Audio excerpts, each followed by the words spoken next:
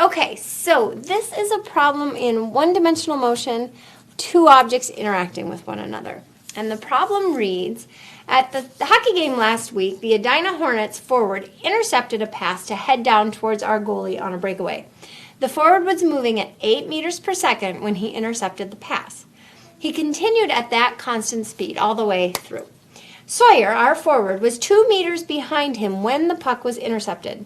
Anticipating the breakout, Sawyer accelerated from rest the instant the Edina player touched the puck.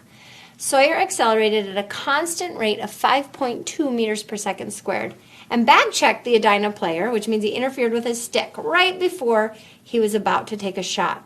How far did the Edina player get before Sawyer took away his glory?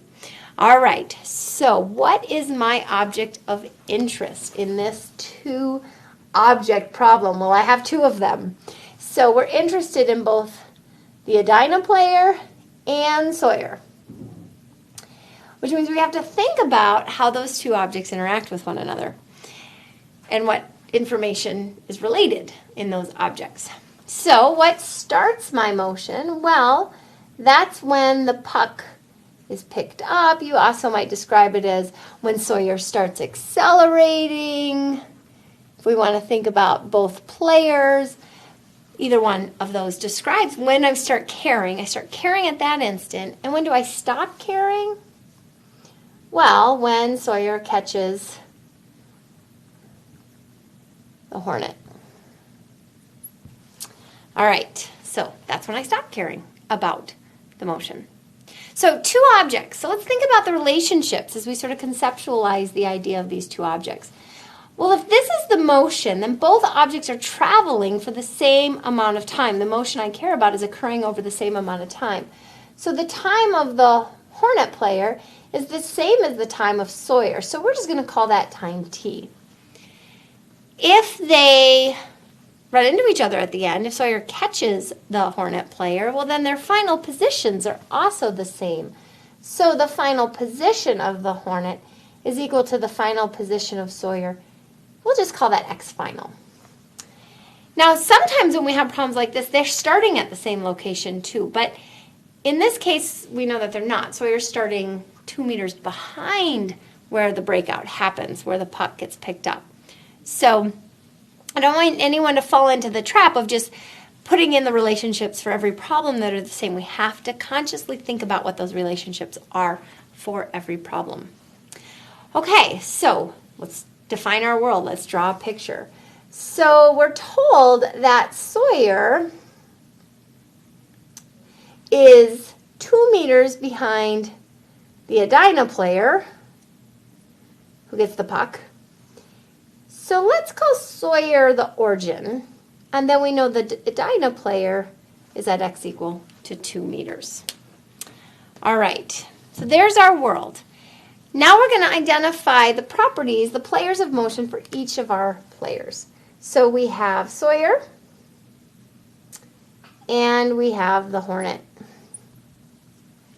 So x initial Sawyer, x final Sawyer, v initial Sawyer, v final Sawyer, acceleration of Sawyer, and Sawyer's time. And similarly, we have x initial of the Hornet, x final of the Hornet, v initial the Hornet, v final of the Hornet, acceleration of the Hornet, and time of the Hornet. And funnily, that's not even a word, funny, I wrote this problem shortly after we played Edina, and we play them again tonight. So maybe we won't have the back check situation happening, or we'll get the breakouts and no back checks.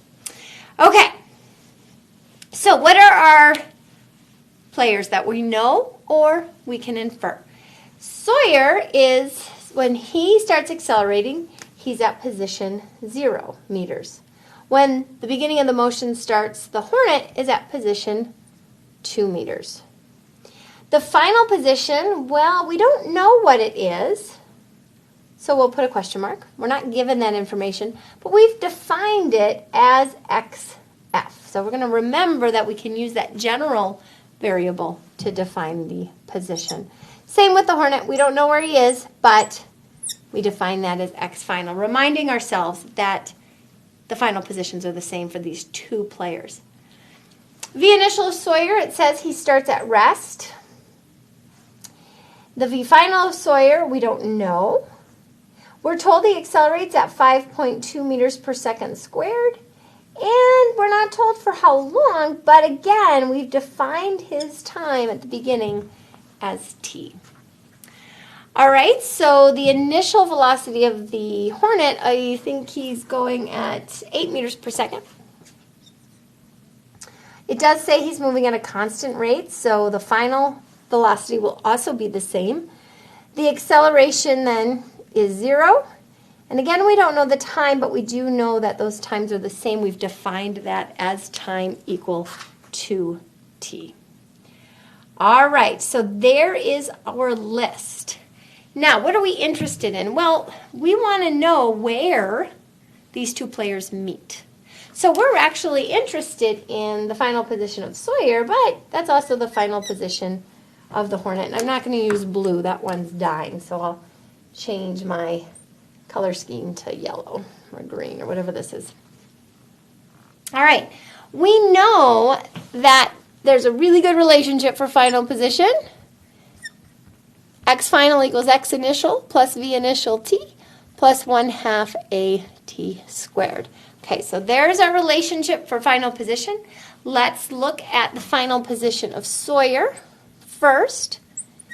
And we see X final, well, we don't know what it is, but we called it XF, equals X initial, which is 0, plus V initial, which is 0, times time, which we don't know, but we said t, plus 1/2 acceleration, which is 5.2, times our time, again, t squared.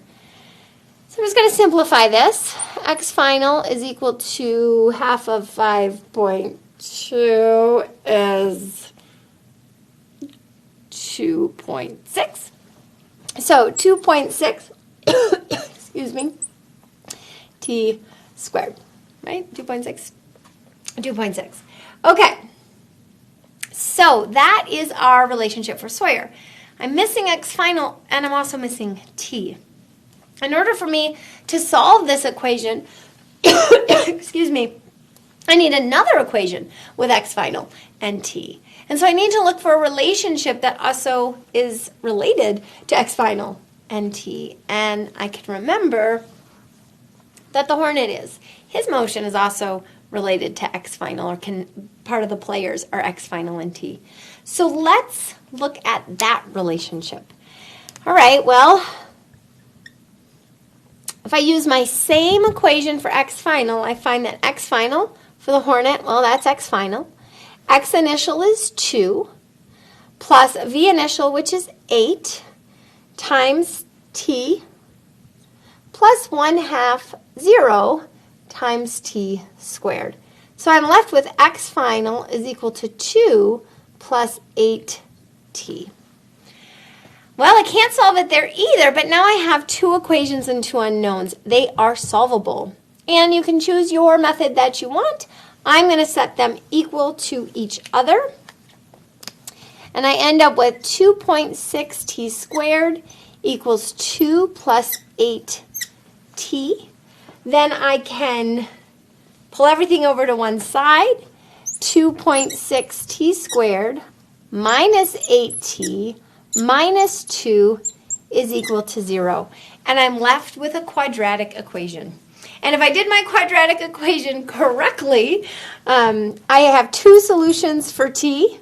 T is going to either equal negative 0.2 seconds or 3.3 seconds. So when I solve this quadratic equation, I get two answers for t. Just as a reminder, it would go into the equation t is equal to the opposite of 8 plus or minus the square root of negative 8 squared minus 4 times 2.6 times negative 2 all over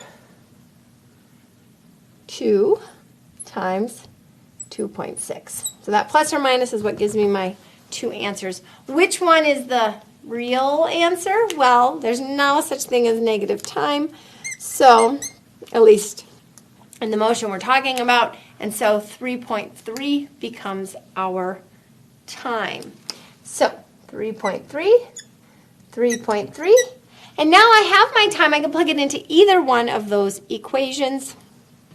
And I find that x final is equal to 2.6 times 3.3 squared. X final is equal to 28.4 meters. I could also go x final is equal to 2 plus 8 times 3.3, and I should find 28.4 meters. So this is the one I did on this key that is posted. Let's just check. I actually didn't do the check and make sure our 2.6 times 3.3 times 3.3, 28.3. So we're averaging, we're rounding in here in all of our variables. So 28.4, 28.3 gives us our final position. All right. So recognizing the relationship between the two objects, and then following that process we're always following, identifying the motion as we recognize those relationships, identifying the world, using that information to generate our lists, and then going after our variable of interest. All right, nice job.